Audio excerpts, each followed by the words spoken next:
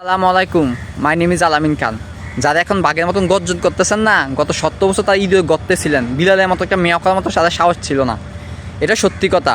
ইউনূসের মতো ভালো মানুষ বাংলাদেশের জন্য না, বাংলাদেশের জন্য শেখ হাসিনার মতো স্বৈরাচারের সরকারি দরকার।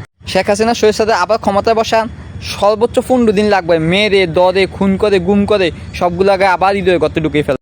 শেখ হাসিনার সরকার এটা চাচ্ছে, যারা ফেসিবাদী আন্দোলন করছে, যারা শেখ হাসিনাকে দেশ থেকে তাড়িয়ে দিয়েছে, তারা সবার মাঝে একটা বিশৃঙ্খলা সৃষ্টি করা, দলে দলে একটা বৈষম্য সৃষ্টি করা, দলে দলে একটা মারামারি সৃষ্টি করা, যাতে সে আবার এই মারামারির সুযোগ নিয়ে দেশে ফিরতে পারে। ভাই, আপনাদের মতবিরোধ থাকতে পারে, একজনের পছন্দ আরেকজনের পছন্দের সাথে মিলতে নাই পারে, তাই বলে একজনের প্রতি হিংসা করে তার নামে খারাপ কিছু রটানো বা তার নামে খারাপ অভিযোগ করা বা মারামারি করা, খুন করা, এগুলো থেকে বিরত।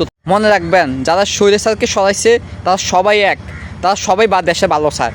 ঠিক আছে, আমরা সব এক হতে হবে, আবার সবাই এক হয়ে ওই ফেসিবাদদের বিপক্ষে লড়াই করতে হবে। ক্ষমতায় যেই আসুক, যে ভালো কাজ করবে সেই আসবে। আসুন, প্রতিহিংসা রাজনীতি বলে আমরা সবাই কাঁধে কাঁধ মিলে আবার দেশটাকে সুন্দর করে গড়ি।